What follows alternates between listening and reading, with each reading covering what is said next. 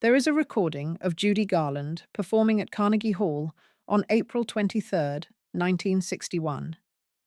She had been through two failed marriages by then, had nearly lost her career, had lost years of her life to pills and hospitals and the grinding machinery of a studio system that had used her up and discarded her. She walked onto that stage in a tuxedo jacket and she sang, and the audience lost their minds completely. What is remarkable, listening to it now, is not just the voice, though the voice is remarkable. It is the feeling behind it, the sense of someone performing with everything they have, from a place that most performers never reach, because most performers have not survived what she survived just to get there. Judy Garland was married 5 times. Each marriage was, in its own way, a portrait of who she was at that moment in her life, what she needed, what she hoped for, and what the world she lived in was willing to give her. The story of those 5 marriages is the story of Judy Garland herself. Before the marriages, what MGM made. To understand any of Judy Garland's marriages, you have to understand what had been done to her before the first one. Frances Ethel Gum was born on June 10th, 1922, in Grand Rapids, Minnesota. She was the youngest of 3 daughters born to Frank and Ethel Gum, both of whom were performers in vaudeville, people who lived and breathed the stage and who, from the moment their daughters could walk, put them on it. Frances was performing publicly by the age of 2.5. By the time she was old enough to have a preference about anything, performing was already simply what her life was. Her mother, Ethel, was the driving force, a woman whose own frustrated ambitions had transferred wholesale onto her daughters, and onto Frances in particular, with an intensity that the word pushy does not begin to capture. The family relocated to California when Frances was 4, following the gravitational pull of the entertainment industry. She performed in local theaters, in radio spots, in any venue that would have the Gum sisters. She was talented in a way that even the most jaded entertainment professionals recognized immediately. Not just a pretty child who could sing, but someone with a quality of emotional directness in her voice that was genuinely unusual. In 1935, she was signed by Metro-Goldwyn-Mayer. She was 13 years old. What happened to her at MGM over the following decade was, by any honest account, a form of sustained harm inflicted on a child and then a young woman by an institution that was interested in her output and not in her well-being. Louis B. Mayer, who ran the studio with absolute authority, is reported to have referred to her in ways that were demeaning. He and the studio apparatus around him made decisions about her body, her diet, her sleep, her schedule, and her chemistry that had consequences she would spend the rest of her life living with. She was told from her earliest years at the studio that she was not pretty enough. Not in the way that the studio's ideal required. Her nose was the wrong shape. She was too short. She did not have the right look. These were not passing comments. They were consistent, repeated messages delivered to a child who had no choice but to absorb them. And then the pills began. MGM put Judy Garland on amphetamines to keep her energy up through the brutal filming schedules and on barbiturates to bring her down again afterward so she could sleep. She was a teenager when this started. The studio doctors administered them. Her mother did not object, or if she did, it made no difference. By the time Garland was in her late teens, she was chemically dependent in a way that had been not just permitted, but actively engineered by the people responsible for her care. She made film after film. The Wizard of Oz in 1939 made her a global icon before she was 18. Meet Me in St. Louis in 1944 confirmed that the talent had not been a fluke, that it had deepened and matured into something genuinely extraordinary. The Clock in 1945, The Harvey Girls in 1946, Easter Parade in 1948. The list of productions was relentless.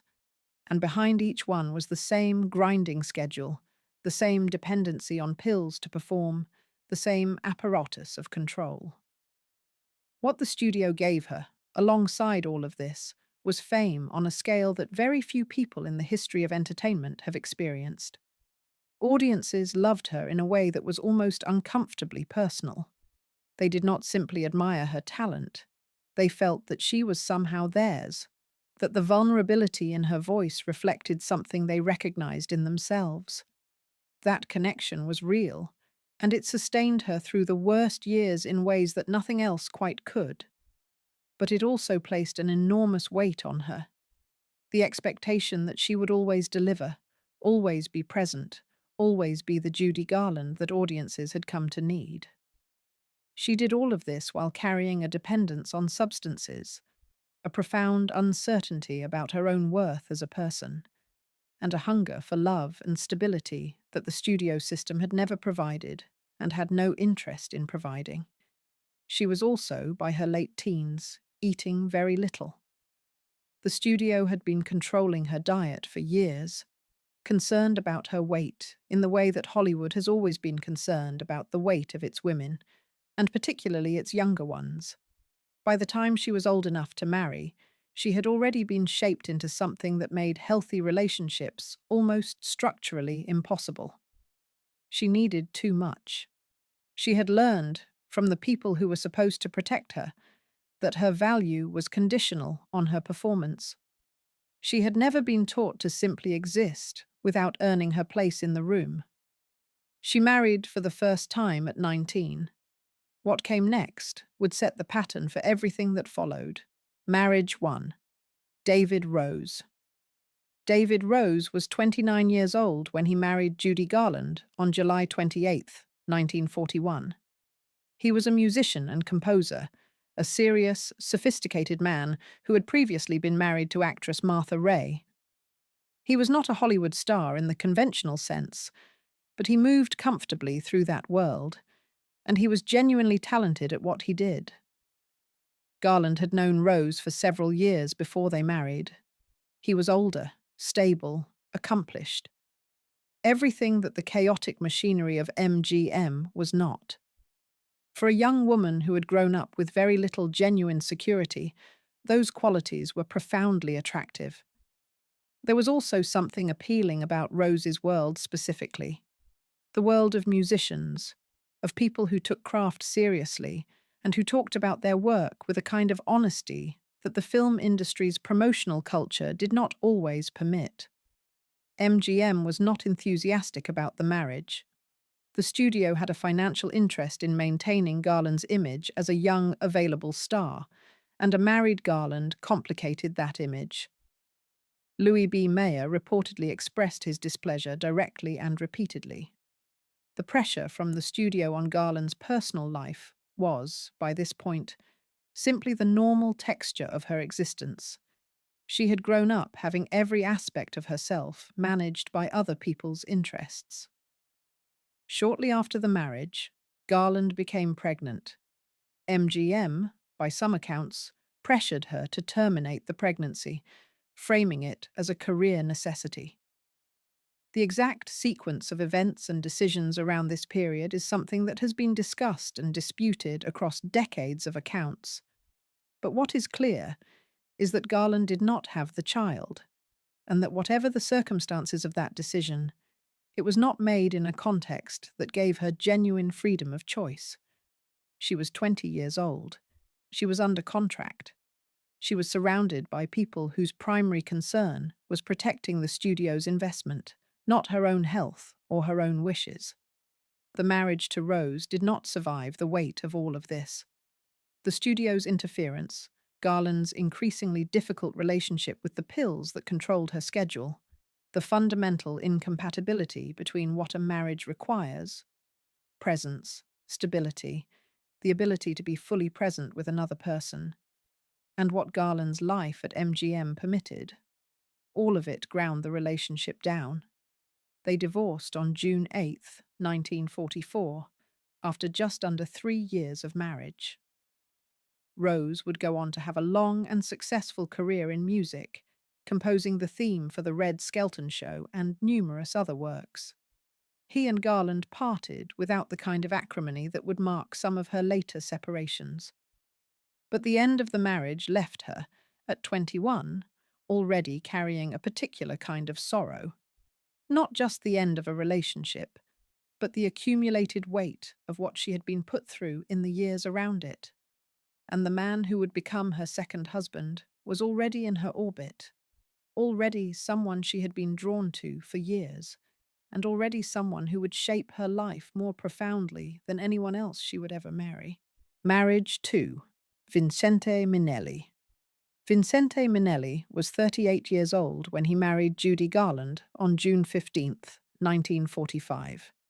He was a director, genuinely brilliant, visually distinctive, someone whose aesthetic sensibility was present in every frame of every film he made.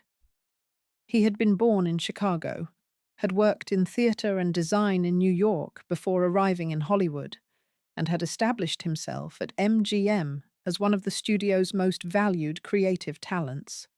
He and Garland had worked together on Meet Me in St. Louis in 1944, a film that became one of her most beloved. The working relationship between them was, by the accounts of people who were present during the production, genuinely electric. Minnelli understood her instinctively as a performer, knew how to coax her best work, and created a space on set where she felt seen in ways that she did not always feel in her personal life. What developed between them off-screen was real, though complex in ways that those closest to Minnelli understood at the time, and that history has since made clearer. Minnelli was a gay man in an era and an industry where that identity had to be concealed completely. He was drawn to Garland genuinely. There was affection, there was creative partnership, there was a kind of deep mutual recognition between two people who had each been performing their way through life for as long as they could remember. But the romantic foundation of the marriage was not what Garland, who needed passionate, consuming love, required. The wedding was a significant event in Hollywood social life. Louis B. Mayer gave the bride away, a detail that says something about the degree to which Garland's personal life was still, even at this stage, entangled with the studio's interests and narratives.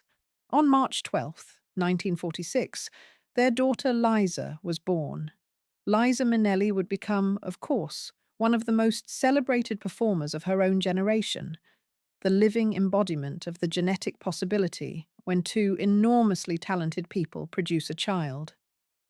She was, and has said that she was, deeply loved by both her parents. But the marriage itself was struggling almost from the beginning of the years following Liza's birth. Garland's dependence on pills had deepened. Her emotional state was increasingly volatile, not because she was simply difficult, but because she was a person in genuine distress, carrying a dependence that had been installed in her before she was old enough to understand what was happening, trying to function as a mother and a wife and a major studio star simultaneously. MGM finally suspended her contract in 1950, after years of missed days and collapsed productions. The suspension was, in some respects, a kind of liberation. The apparatus that had been controlling her since she was 13 finally releasing its grip. But it was also a catastrophic professional blow to a woman who had defined herself entirely through that work and through the validation it provided. She and Minnelli separated. The divorce was finalized on March 29th, 1951. It was handled, in the end, with relative civility. They had Liza to connect them, and they maintained a relationship oriented around their daughter for the rest of their lives. Minnelli would later marry again, 3 more times. He died in 1986. What the years with Minnelli had given her, alongside the difficulties, was some of the finest work of her career. Meet Me in St. Louis remains, decades later, one of the warmest and most beautifully made American musicals ever produced. The Clock, made in 1945 with Minnelli directing, showed a different side of her entirely. A quiet, realistic romantic drama that demonstrated how much she was capable of beyond the big musical numbers. These were not small things. They were the evidence of what was possible when her talent was matched with a creative partner who genuinely understood it. But creative partnership and romantic partnership are different things, and what their marriage lacked in the latter respect was not something that the former could compensate for indefinitely. Garland, in the months following the divorce from Minnelli, hit what those who knew her described as the lowest point of her life to that point. She attempted to harm herself. The details of the incident have been discussed in various accounts over the years, and what is consistent across them is that she was in a place of profound darkness, and that what pulled her back from it, gradually and painfully, was the combination of the love she had for Liza and the arrival of a new figure in her life who would become her third husband. Marriage 3. Sid Luft. Sid Luft was a film producer and entrepreneur, a large, energetic, self-confident man who moved through the world with the ease of someone who had never spent much time doubting himself. He had previously been married to actress Lynn Bari. He was not a creative talent in the way that Minnelli was, but he was something that Garland, at this particular moment in her life, needed just as much. A person who believed absolutely in her, who could see what she was still capable of, and who had both the drive and the connections to help her rebuild. They began their relationship in 1951, in the wake of her breakdown and her split from Minnelli. He became, almost immediately, the central stabilizing force in her professional life. He organized her return to performing, the concerts and stage appearances that would define the middle portion of her career, and that would prove to the world, and perhaps to Garland herself, that what she had was not gone. The London Palladium engagement in 1951 was the beginning of this return. She was 30 years old, recently divorced, recently emerged from the lowest point of her life, and she walked onto that stage and delivered a performance that, by all accounts, was electrifying. The audience in London did not simply applaud. They stood on their seats. They refused to let her leave the stage. The response was so overwhelming that it became a story in itself, reported internationally. She and Luft married on June 8, 1952, in Hollister, California. It was, in many ways, the most practical of her marriages, a partnership built not just on romantic feeling, but on a shared professional mission. He produced, she performed. He managed, she created. The structure had a logic to it that the earlier marriages had lacked. They had 2 children together. Lorna Luft was born on November 21st, 1952, and would herself become a performer and a memoirist whose accounts of her parents' marriage have provided some of the most detailed first-hand testimony about what life in the Garland Luft household was actually like. Their son, Joey Luft, was born on March 29th, 1955. In 1954, they produced A Star is Born, the musical drama directed by George Cukor that became one of Garland's finest performances on film and one of the great Hollywood productions of its decade. The film required Garland to do everything she was capable of doing, to sing, to act, to carry a narrative of loss and longing and survival that drew on everything her own life had given her to draw on. The production was difficult and extended, going over budget and over schedule in ways that alarmed the studio financing it. Garland's health was a persistent concern during the shoot. There were days when she could not work, when the production sat idle, waiting for her to be well enough to be on set. Cukor was patient with her in ways that not all directors would have been, and Luft managed the practical realities of the production with a determination that reflected how much he believed in what they were making. But the finished film was undeniable. Garland's performance was extraordinary, the kind that arrives when a great talent and the right material find each other at exactly the right moment. The musical number, The Man That Got Away, performed in a rehearsal space before a small group of musicians, is considered by many critics to be one of the greatest individual musical performances ever committed to film.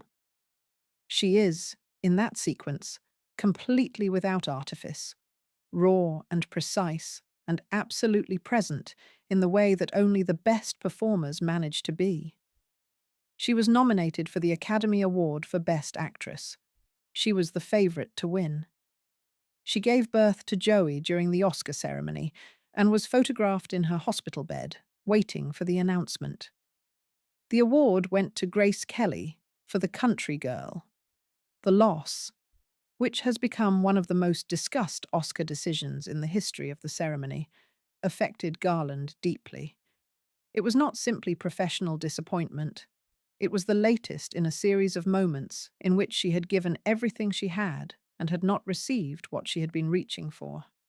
Those moments accumulate in a person. The marriage to Luft lasted longer than her two previous marriages, but it was also, in many respects, more turbulent. They separated and reconciled repeatedly across the decade. Luft's management of her finances was a persistent source of conflict. Questions about where the money was going, about the terms of their professional arrangement, about whether his role as her producer and manager gave him too much control over the economic realities of her life. There were also the simple, practical pressures of their life. Garland was a significant earner, but the costs of her performances, the productions, the musicians, the travel, the hotels, the support staff that her career required, were considerable. Luft was managing money that moved fast and not always in directions that satisfied everyone. Their financial situation was, through the late 1950s, in a state of persistent instability that generated anxiety and conflict in the marriage. He was also, by the accounts of those who knew them, genuinely complicated as a partner. He loved her, in his way. That seems beyond serious doubt. He was also capable of behavior that was hurtful and destabilizing, and the relationship between them was marked by a volatility that took a toll on both of them and on their children. The divorce from Sid Luft was finalized on May 29th, 1965. It had been a 13-year marriage, the longest of her 5. The legal proceedings around it, particularly the questions about money and custody, were contentious in ways that generated press coverage and that did not resolve cleanly even after the divorce was final. Garland was 42 years old. She had been through 3 marriages. She had 3 children. She was one of the most famous performers alive. And she was also in significant financial difficulty, in continuing struggle with her health, and about to make 2 more attempts at finding, in marriage, whatever it was she had been looking for since the beginning. Marriage 4. Mark Herron. Mark Herron was an actor, a relatively obscure one, without the career achievements of Rose, Minnelli, or even Luft. He was 34 years old when he married Judy Garland on November 14, 1965, in Las Vegas. He had been in her social circle for a couple of years before the marriage, and the relationship had a quality of dependency and shared instability that people close to Garland found worrying from the beginning. The context of the marriage was significant. In 1964, during a period when she and Herron were traveling together in Asia, Garland suffered a serious medical episode, a collapse that was reported internationally and that generated considerable concern about her health. Herron was with her during this period, and the experience of having been beside her through a genuine crisis created a bond, however fragile its foundation. The trip to Asia itself has the quality, in retrospect, of 2 people escaping rather than arriving somewhere. Garland's financial situation in 1964 was precarious. Her career in Hollywood had not fully recovered from the years of difficulty. The television special she had done for CBS, The Judy Garland Show, which ran as a weekly series from 1963 to 1964, had been cancelled after one season despite producing some genuinely beautiful television. The cancellation was another in a long series of near misses, moments when the machinery of the entertainment industry decided it was done with her before she was done giving. The marriage was troubled almost immediately. Heron was not equipped, either professionally or personally, to manage the realities of life with Judy Garland in 1965. She was a major star whose career was in an uncertain phase, whose finances were a persistent problem, whose dependence on substances remained serious, and who needed from a partner a combination of emotional strength and practical capability that Heron simply did not have. He was also, like Minnelli, a gay man in an era when that identity required concealment, and the romantic dimension of the marriage was not its strongest element. People around Garland understood this relatively quickly.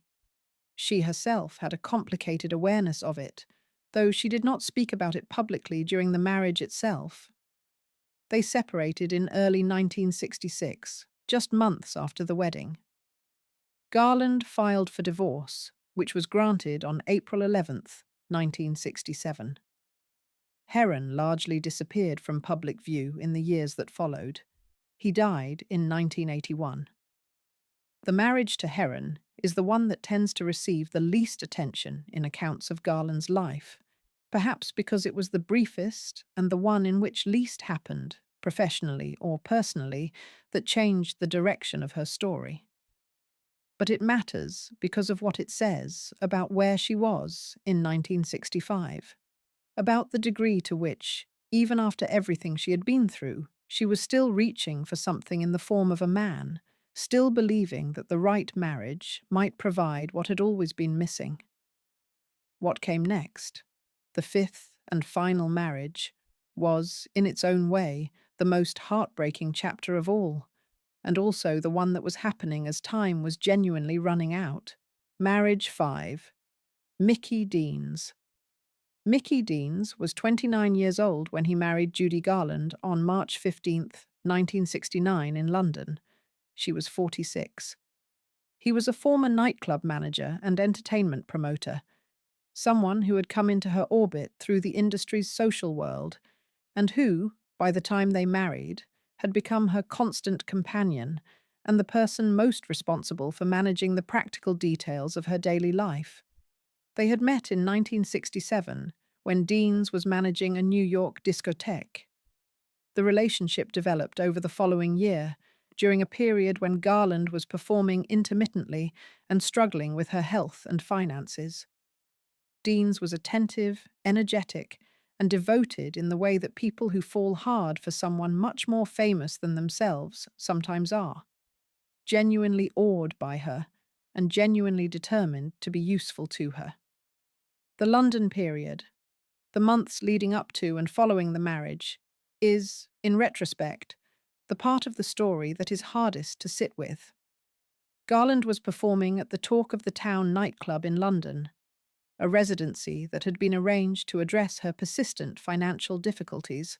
She needed the money. The performances were inconsistent in ways that the press reported with varying degrees of sympathy. There were nights when she was late to the stage, or when the performance did not go well, and the coverage of those nights was not kind. The London press, in particular, could be brutal. There were reviews that described her struggles in clinical detail, without the filter of admiration for what she had once been. She was aware of the coverage. She had spent enough of her life being watched and evaluated that she had developed a thick skin about certain kinds of criticism, but not an impervious one. Reading about yourself in those terms, in your mid-40s, after everything you had been through, is not a thing that simply washes off. But there were also nights when she was extraordinary, when whatever she had left, which was still more than most performers have at their peak, gathered itself and came through with the kind of clarity and power that had defined her since she was a girl in Minnesota. People who were in the room on those nights have described the experience in terms that do not sound like hyperbole. They sound like honest attempts to convey something that did not fit into ordinary language. Deans, to the accounts of those who observed the relationship closely, was genuinely attached to Garland and genuinely trying to help her. He worked to organize her affairs, to structure the performing schedule in a way that was manageable, to be the practical partner that her life required. He was also, by those same accounts, ill-equipped for what the relationship actually required. He was young. He did not have the professional background or the personal resources to manage the medical and emotional realities of her situation. The people around her who had known her longer viewed the marriage with varying degrees of unease. She was also, by the time of the London residency, physically more fragile than she had ever been. Years of substance dependence, of inconsistent sleep and erratic nutrition, of the accumulated physical toll of a life lived at extreme intensity. All of it had worn on a body that had never been properly cared for. Her doctors in London were aware of the seriousness of her condition. Whether the full gravity of it was communicated adequately to Deans, or whether he had the knowledge and resources to act on it if it was, is something that accounts of the period have examined without reaching a fully satisfying conclusion. The wedding itself was a relatively small affair, given who she was. A few friends, a registry office in London, a brief celebration afterward. The photographs show Garland smiling, Deans beside her, the two of them looking, for all the difficulty of what was happening around them, like people who were genuinely glad to be there. They had been married for 3 months and 12 days when Judy Garland died. On the morning of June 22nd, 1969, Mickey Deans found her in their home in the Cadogan Lane neighbourhood of Chelsea, London. She had passed away during the night. She was 47 years old. The official cause of death was an accidental barbiturate overdose, an accidental accumulation of the sleeping medication she had been taking. There was no evidence of any intentional act. What there was, instead, was the long consequence of a dependence that had been installed in her at 13 by the people responsible for her care, that had been sustained across 34 years by a combination of her own attempts to manage the unmanageable and a medical culture that did not adequately address the nature of what was wrong. She had been married 5 times. She had 3 children. She had produced a body of work, on film, on stage, on record, that was, by any measure, one of the most significant artistic outputs of the 20th century. The Wizard of Oz alone would have been enough to secure her place in the history of American culture. The Carnegie Hall recording, A Star is Born, the Palace Theatre run, the international tours, taken together, they constitute something that the entertainment industry has not produced again in quite the same form, because the particular combination of vulnerability and power that she brought to every performance is not something that can be replicated by talent alone. It required everything that had happened to her, which is perhaps the cruelest thing of all, what the marriages were really about. There is a question that runs underneath the entire story of Judy Garland's 5 marriages, and it is not a complicated question, though its answer is. The question is simply, what was she looking for? The answer, as best it can be assembled from everything she said and did across her life, is that she was looking for what had been taken from her before she was old enough to know it was being taken. Safety. The feeling of being loved, not for what she could do, but for who she was. A place where the performance could stop, at least sometimes, and she could simply exist without earning her right to be there.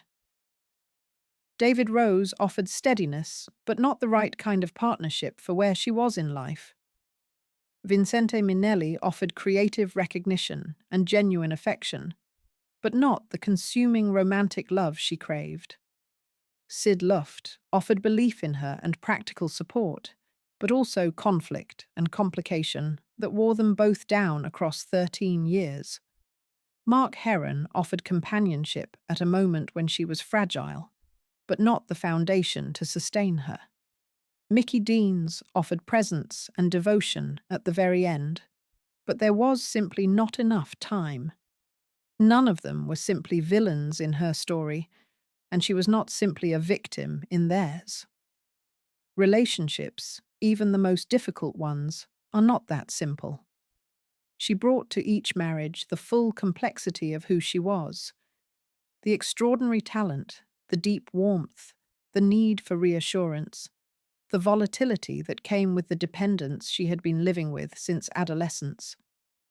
She was, by the accounts of people who loved her, capable of enormous generosity and enormous humour. She was also, by those same accounts, capable of making the people closest to her genuinely exhausted. What she never got from any of the 5 men she married was the thing she most needed, not because they withheld it out of cruelty, but because the version of love and security she was searching for was one that no individual relationship could have provided. What had been done to her at MGM, the years of chemical management and body criticism and conditional approval, had created a wound that no marriage could have healed. Her children, Liza, Lorna, and Joey, have spoken about their mother with a love that is both obvious and clearly complicated. They experienced the best of her and the hardest of her, sometimes in the same afternoon. Liza Minnelli has said that her mother was the most magnificent person she ever knew. She has also, in other contexts, been honest about how difficult the experience of growing up with Judy Garland was. Both things are true simultaneously, and neither cancels the other. The Carnegie Hall concert, the one from April 1961, the recording that became one of the best-selling live albums in history at the time of its release, happened in the middle of her marriage to Luft during one of their calmer periods. She was 38 years old. She had already been through more than most people experience in a lifetime. She sang The Man That Got Away and San Francisco and Over the Rainbow and 2 hours of everything she had. The audience would not let her leave. She kept singing. She gave them everything she had that night, and what she had was still immense. The audience that night was not simply an audience. It was, in the way that the best Garland audiences always were, a congregation of people who understood, on some level, that what they were witnessing was not just a performance. It was a person who had survived, and who was showing them what survival looked like when it had a voice behind it. They were on their feet before the first number was finished. They were crying. They were, by all accounts, completely undone. She received those ovations, and she kept going. She always kept going, which is perhaps the most accurate summary of her life that it is possible to give in a single phrase. No matter how many times the machinery failed her, the studio, the husbands, the finances, the body that had been treated as an instrument rather than a home since she was 2 years old, she kept walking back onto the stage and opening her mouth and giving people the thing that she had always been able to give them. The 5 marriages were, in their different ways, 5 different attempts at the same thing. A life that had something in it beyond the performance. A place to go when the stage lights went down. Someone who would be there regardless of how the show had gone. She deserved to find it. She did not find it. Not in any of the 5. What she found instead, what she always found in the end, was the audience. And the audience, at least, loved her back. She died 8 years after Carnegie Hall, at 47, in a rented house in London, with her 5th husband sleeping in another room. The voice that had been performing since she was 2.5 years old went quiet on a June morning in Chelsea, and the world it left behind was genuinely poorer for its absence, and genuinely responsible for the conditions that had made 47 the age at which it stopped. If you enjoyed this video, Please like and subscribe to our channel so you never miss out on more fascinating stories. There is a photograph of Joan Kennedy taken at a Kennedy family gathering in the early 1960s. She is standing slightly apart from the group, blonde, poised, dressed immaculately, and she is smiling the way someone smiles when they are trying very hard to belong somewhere they are not entirely sure they are welcome. She had married into the most powerful political family in America. She had done everything that was asked of her. And it would not be enough. What happened to Joan Kennedy over the 3 decades she spent inside the Kennedy world is a story that goes well beyond the headlines about her marriage, her husband's failures, and her own very public struggles. It is a story about what it costs to be the woman standing just outside the frame of history, visible enough to be watched, invisible enough to be ignored. The girl from Bronxville. Virginia Joan Bennett was born on September 2nd, 1936, in Bronxville, New York, a prosperous suburb of New York City that sat comfortably in the world of old money, good schools, and the kind of quiet social ambition that does not need to announce itself. Her father, Harry Wiggin Bennett Jr., was an advertising executive.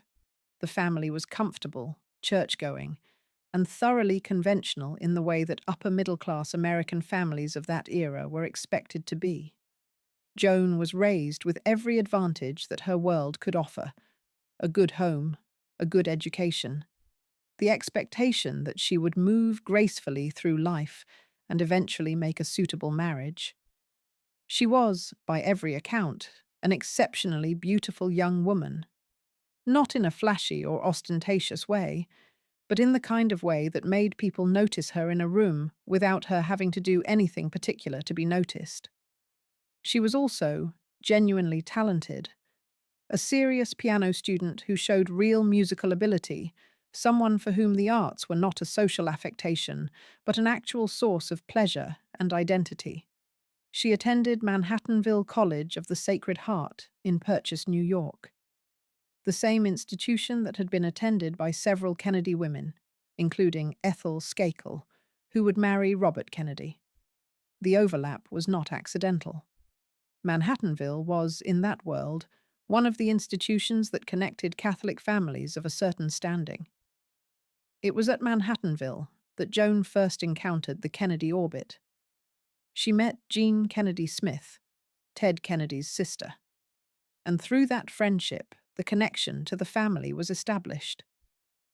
She was 20 years old, finishing her studies, genuinely uncertain about what her future looked like when Ted Kennedy came into her life. Edward Moore Kennedy, Ted, as everyone called him, was 25 years old when he met Joan Bennett in 1957. He was the youngest of Joseph and Rose Kennedy's 9 children, the baby of a family that had already produced a president, an attorney general, and more political ambition than most families accumulate across several generations. He was also, by the accounts of people who knew him at the time, charming, funny, and extremely handsome. The courtship was relatively brief. They were engaged within a year of meeting. On November 29th, 1958, they married at St. Joseph's Roman Catholic Church in Bronxville, Joan's home parish. She was 22. He was 26. The wedding was, by Kennedy standards, a relatively modest affair, which, by any other standard, still meant a gathering of considerable prominence. The photographs from the day show Joan radiant in her wedding dress, Ted beside her, both of them carrying the particular glow that belongs to people at the beginning of something. What Joan could not have fully understood, standing in that church in November 1958, was the precise nature of what she was entering. She knew the Kennedy family was famous. She knew Ted was ambitious. She knew the world she was marrying into was larger and more demanding than the one she had come from. What she did not yet know, what she would spend the next 3 decades learning, was what being a Kennedy wife actually required of you, and what it would steadily take away. The Kennedy machine.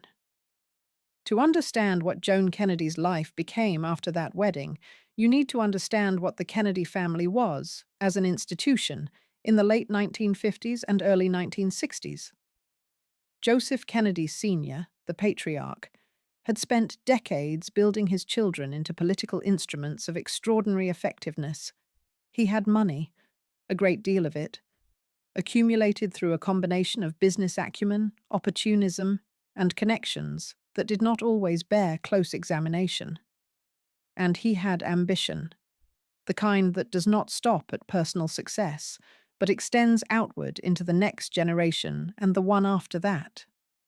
The Kennedy family operated, in many respects, like a small corporation with a political mission. Decisions were made collectively, or at least with the patriarch's approval. Public image was managed carefully. Private behavior was compartmentalized, shielded from outside view by a combination of loyalty, money, and the simple fact that the press of that era was considerably more deferential to powerful families than it would later become. The women who married into this family occupied a specific and clearly defined role. They were expected to be attractive, composed, Catholic, and fertile. They were expected to support their husbands' careers publicly and without visible reservation.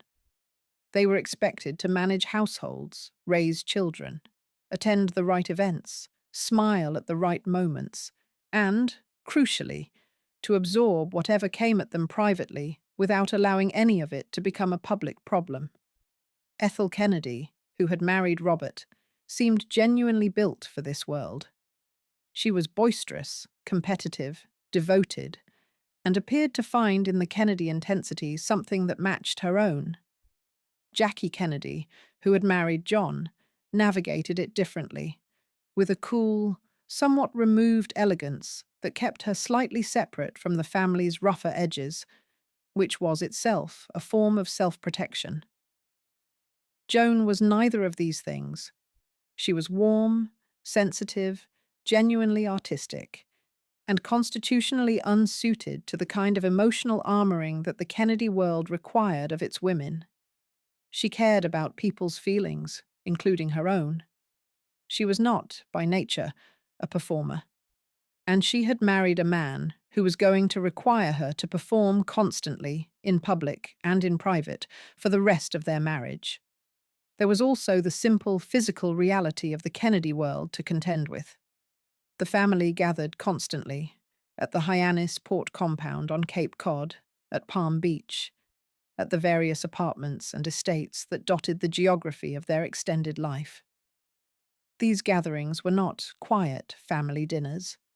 They were competitive, loud, and physically demanding. Touch football on the lawn, sailing in conditions that tested people who had grown up on boats, conversations that moved fast and rewarded a particular kind of quick, assertive engagement. The Kennedys were, as a family unit, overwhelming. They operated at a pitch that people outside the family found exciting for short periods and exhausting for longer ones. Joan found them exhausting. She was not built for the rough and tumble of the compound culture, and the Kennedys, who valued toughness and competitive drive above most other qualities, were not always particularly patient with people who were not. Ted Kennedy was elected to the United States Senate from Massachusetts in 1962, filling the seat his brother John had vacated upon winning the presidency. He was 30 years old. Joan was 26, the mother of a young daughter, Cara, born in February 1960, and pregnant again. Their son, Edward Jr., would be born in September 1961. A third child, Patrick, arrived in July 1967. The Senate years established the rhythm of their life together, or rather, the absence of a shared rhythm, which was in many ways the defining characteristic of their marriage. Ted was consumed by politics, the demands of his constituents, the social obligations of Senate life in Washington, and the broader Kennedy political project that had not paused even after John's assassination in November 1963.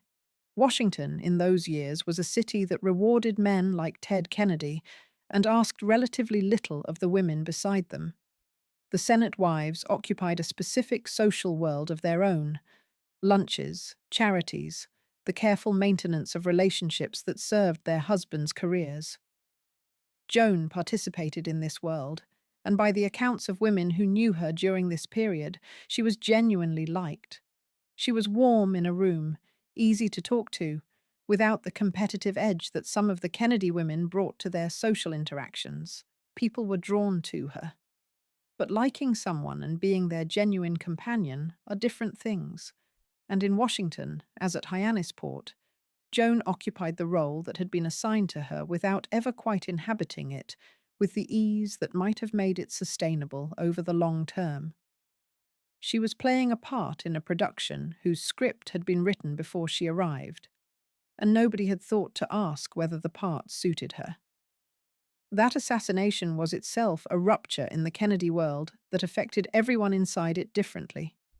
For Joan, who was not a Kennedy by blood, and who had never fully acclimated to the intensity of the family's shared identity, the grief was real, but also isolating.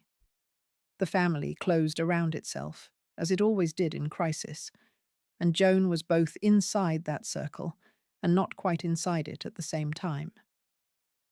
What was happening during these years, away from the public events and the political milestones, was something that Joan would only speak about fully many years later.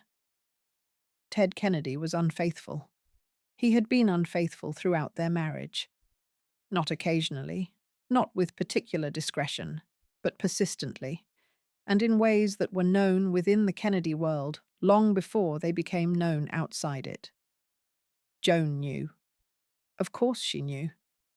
And the particular cruelty of her situation was that the culture she had married into, the Catholic framework of the family, the political imperatives of Ted's career, the social norms of her era, gave her almost no legitimate vocabulary for addressing it or responding to it in any way that might have protected her.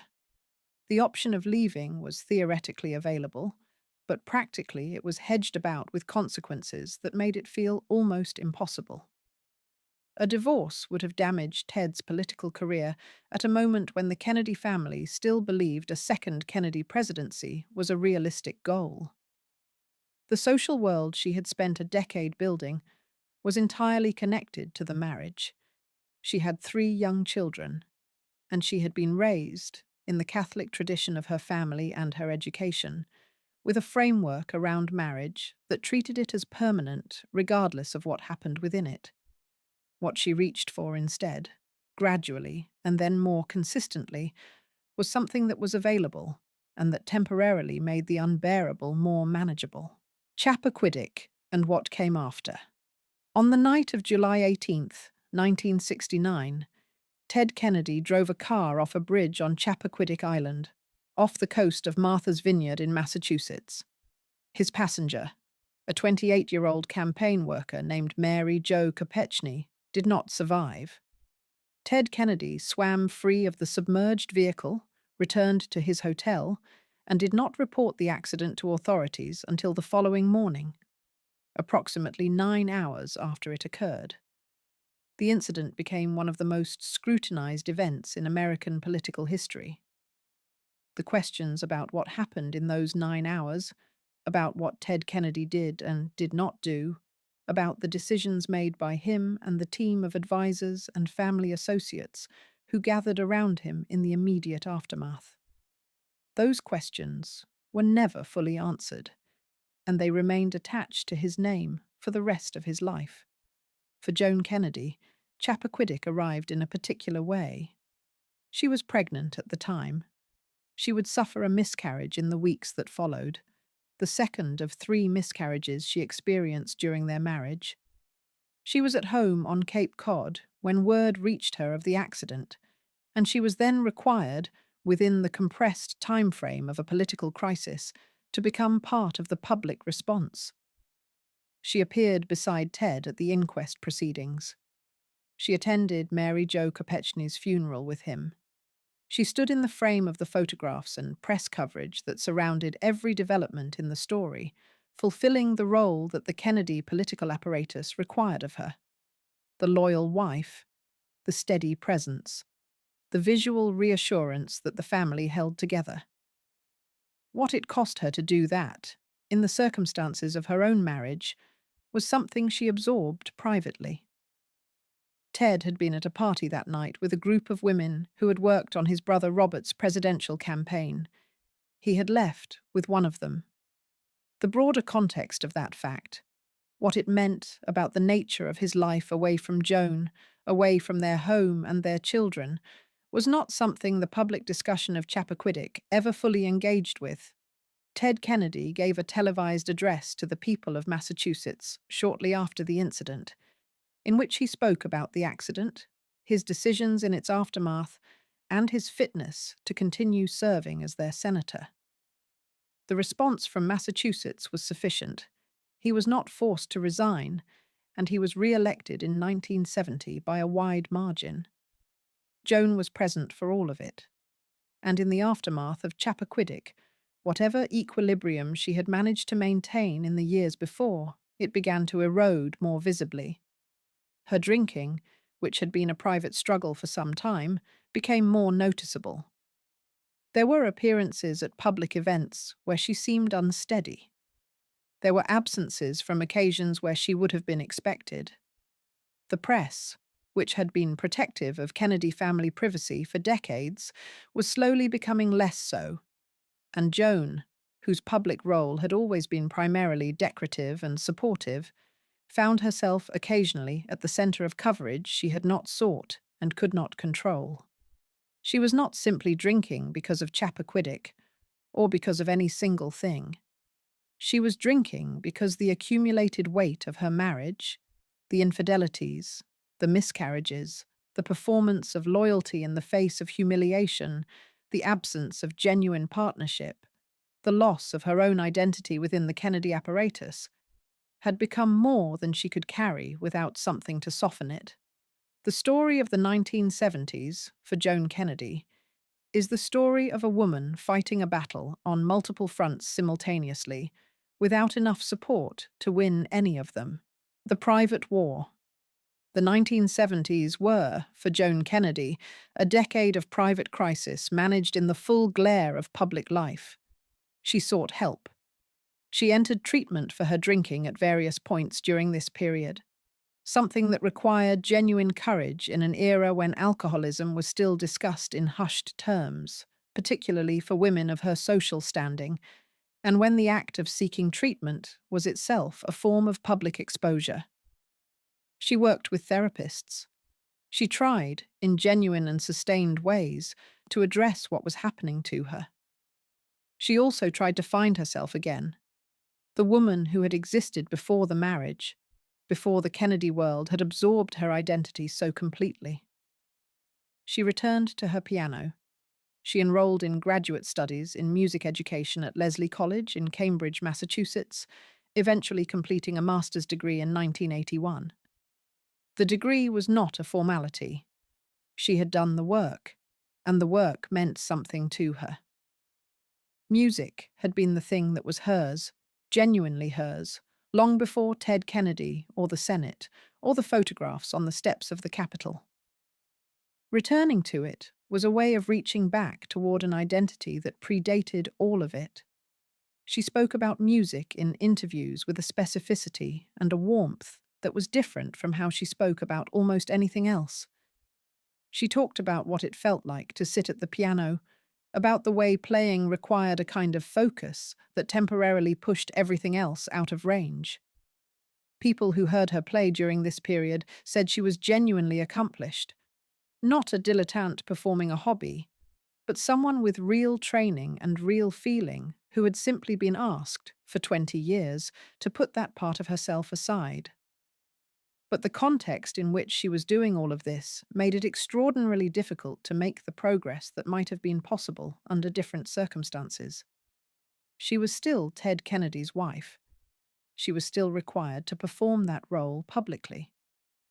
And Ted Kennedy, throughout the 1970s, showed no inclination toward the kind of fundamental change in the marriage that might have addressed any of its root causes. Their three children were growing up during this period: Cara, Teddy Jr., and Patrick. And the realities of their parents' marriage were a presence in their lives in ways that no amount of managed public image could entirely conceal. Teddy Jr. was diagnosed with bone cancer in 1973 at the age of 12 and underwent the amputation of his right leg. The experience of that illness and the family's response to it was something that drew Joan and Ted together temporarily in the way that shared crisis sometimes does, but it did not alter the fundamental nature of what their marriage was. In 1979, Ted Kennedy made the decision that had been anticipated within political circles for years. He announced that he would challenge Jimmy Carter for the Democratic presidential nomination.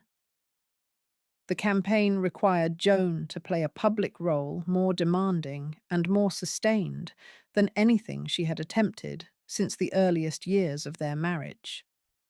She gave interviews. She appeared on the campaign trail. She spoke publicly about Ted, about their marriage, about her struggles with drinking. The last of which was a decision that required a kind of bravery that is easy to underestimate, given that public discussion of alcoholism by a political spouse was genuinely unusual at that time. In one of the most significant interviews of the campaign period, conducted by Roger Mudd for CBS News, Joan spoke openly about her own challenges and about the state of the marriage. She was candid in a way that surprised people who had watched her perform composed silence for 20 years. She said things that were honest, and that, because they were honest, created their own kind of complication within the carefully managed world of a political campaign. She was also, during the campaign, visibly struggling in ways that the television coverage captured without editorial comment. There were moments on the trail, photographs, brief clips, that made clear the gap between the public role she was performing and the private reality she was living. People who covered the campaign and who spoke to journalists afterward described a woman who was doing something genuinely heroic and genuinely painful simultaneously, and who was not receiving, from the campaign or from the family, anything approaching the level of support she needed. The campaign itself was unsuccessful. Carter retained the nomination, and Ronald Reagan won the presidency that November. Ted Kennedy would never again have a clear path to the White House. What the campaign period had done, however, was make visible, on a national stage, the degree to which Joan Kennedy's personal situation was in serious difficulty. The coverage of her was not always kind. There were photographs and reports that documented her struggles in ways that she had no control over, and that she found deeply humiliating. By the early 1980s, the marriage was effectively over in every meaningful sense, though the formal end had not yet come.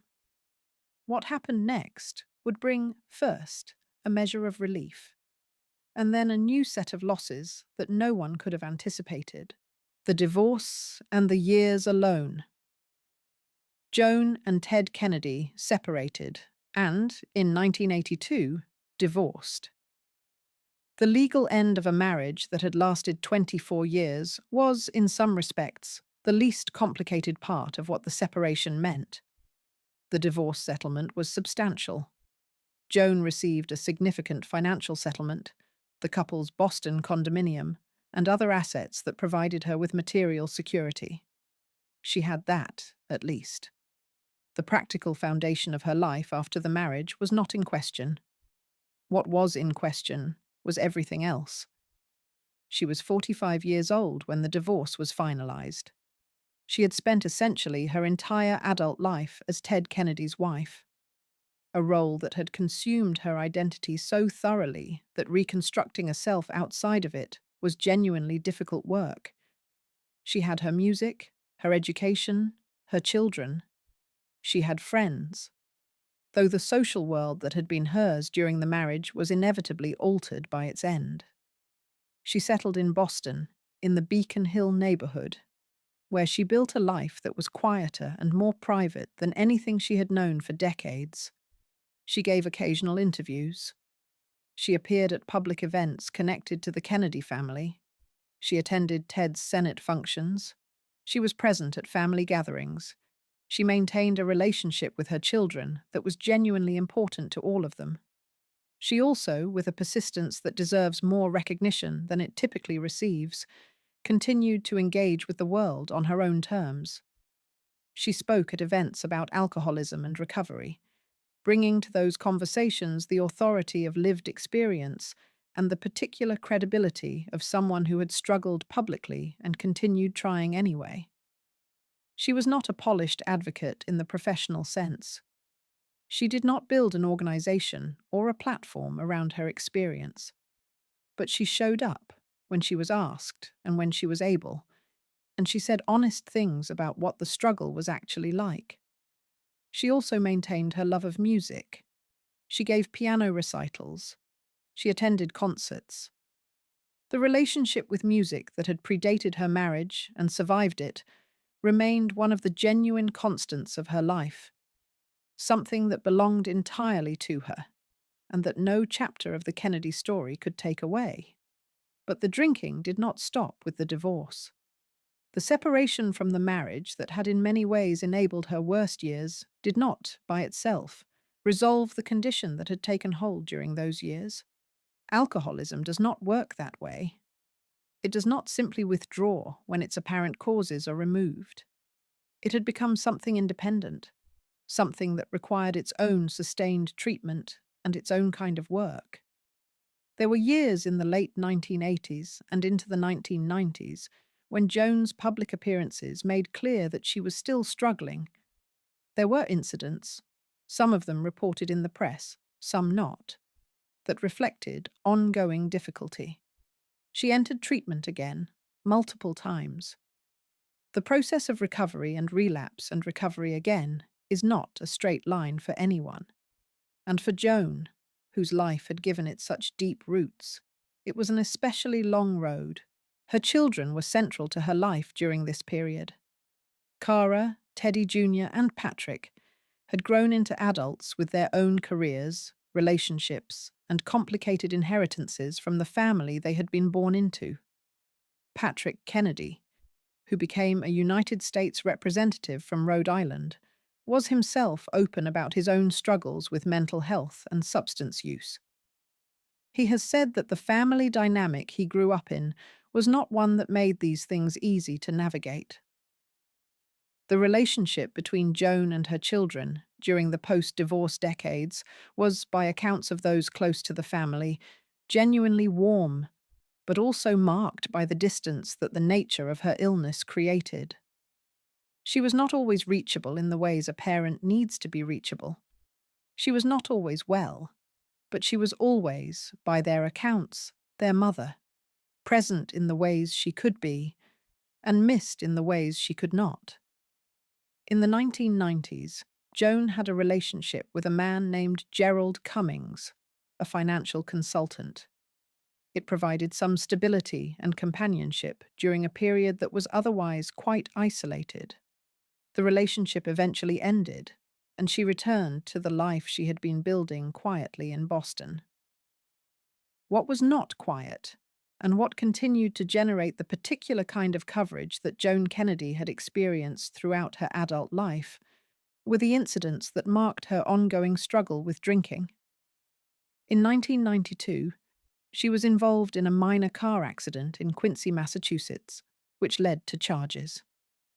In subsequent years, there were other incidents, other appearances in court records and news reports, each of which carried the particular pain of a private struggle conducted because of who she was, in public view. She was not a public figure by choice, in the way that Ted was. She was a public figure by marriage, by the accident of having fallen in love with a Kennedy at 20 years old, before she had any idea what that would mean. Ted's last years and the distance between them. Ted Kennedy married for the second time in 1992. His new wife, Victoria Reggie Kennedy, was a Washington attorney, a woman who was, in many respects, a very different kind of partner than Joan had been, and who brought to the marriage a professional confidence and a personal groundedness that seemed to genuinely stabilize the later portion of Ted's life. For Joan, Ted's remarriage was another adjustment in a long series of adjustments. She spoke about it publicly over the years, in ways that were careful and that reflected the complicated emotional reality of watching someone move forward in a way that you had not been able to, together. She did not disappear from the Kennedy world. She attended events. She was present at the significant moments, the milestones, the funerals, the occasions that gathered the family together. The Kennedy family has a gravitational pull that does not release people simply because marriages end, and Joan, who had given so much of herself to that world, remained connected to it in ways that were genuinely her own choice. Ted Kennedy was diagnosed with a malignant brain tumor in May 2008. The announcement landed in the middle of a presidential election year in which the Kennedy family's endorsements— Ted famously endorsed Barack Obama over Hillary Clinton in the Democratic primary— carried enormous symbolic weight. He died on August 25, 2009, at the age of 77. He had served in the United States Senate for nearly 47 years, longer than almost anyone in American history. His death was mourned widely in Massachusetts and nationally, and the tributes to him were, by any measure, extraordinary in their scope and warmth. Joan attended the funeral. She sat with the family, as she had sat with the family at so many significant moments across 5 decades. The photographs from those days show her aged, quiet, present, carrying whatever she carried from 47 years of history with this man, this family, this world that had shaped and cost her so much. She said very little publicly about his death, what she felt about it, about the end of the life of the man she had married at 22, the father of her 3 children, the person whose name she still carried, was hers to keep. What remained? In the years after Ted's death, Joan Kennedy's own health became a more prominent concern. She had falls, she had hospitalizations. In 2012, she was found by police in Cambridge, having fallen on a street near her home. She was taken to the hospital and was found to have a broken shoulder. It was a jarring incident, not simply because of its physical severity, but because of what it made visible about the degree of her isolation and the ongoing difficulty of her daily life. Her children took a more active role in her care during this period. There were legal proceedings around her conservatorship, the question of who had authority to make decisions on her behalf, that played out, as so much of Joan Kennedy's life had played out, in the press and the public record. These proceedings were not acrimonious in any dramatic sense, but they reflected a reality that was genuinely difficult. A woman in her 70s, in declining health, still navigating the business of being Joan Kennedy with insufficient support and too much exposure. Cara Kennedy, her eldest child, died of a heart attack in September 2011 at the age of 51. The loss of a child, whatever their age, whatever the circumstances, is the hardest thing. Cara had been through her own serious health challenges. She had been diagnosed with lung cancer in 2002, had undergone surgery and treatment, and had appeared to recover before the sudden heart attack that claimed her life. For Joan, who had already absorbed so much loss across so many decades, Cara's death was another blow of a kind that does not get easier with practice. She was in her mid-70s by the time the most difficult years of her later life arrived, and she was facing them in the way that people face things when the support structures around them are not as strong as they need to be, with varying degrees of grace, and with the particular vulnerability of someone who had never quite managed to build the independent life that might have sustained her better. Patrick Kennedy, her youngest, has been the most vocal of her children in speaking publicly about the family history and his own experiences within it. He has advocated extensively for mental health resources and has been willing to discuss, with considerable openness, the ways in which the environment he grew up in shaped his own challenges. His advocacy has been genuine and has reflected something of what Joan herself never quite had the platform or the safety to say. Joan Kennedy's story did not end with a dramatic final chapter. It continued, quietly in Boston, in the Beacon Hill apartment where she had made her life after the divorce. She was still alive as of the mid-2020s, elderly and largely out of public view, tended to by those closest to her, living the kind of reduced daily existence that comes at the end of a life that was, by any measure, extraordinarily eventful. The woman behind the legacy. There is a tendency, in the telling of Kennedy stories, to place the women at the margins, to mention them in relation to their husbands, their children, the political careers they supported, the crises they endured beside. Joan Kennedy has been no exception to this tendency. She is referenced in accounts of Ted Kennedy's life and career, in histories of the Kennedy family, in retrospectives on American political dynasties. But she is rarely the subject of the telling. She was a serious pianist who gave that up for a marriage that did not value it. She was a warm, sensitive person who spent decades in an environment that rewarded neither warmth nor sensitivity. She was someone who struggled with a genuine illness, one that was enabled by her circumstances, undertreated by the resources available to her, and made exponentially more difficult by the public nature of her life.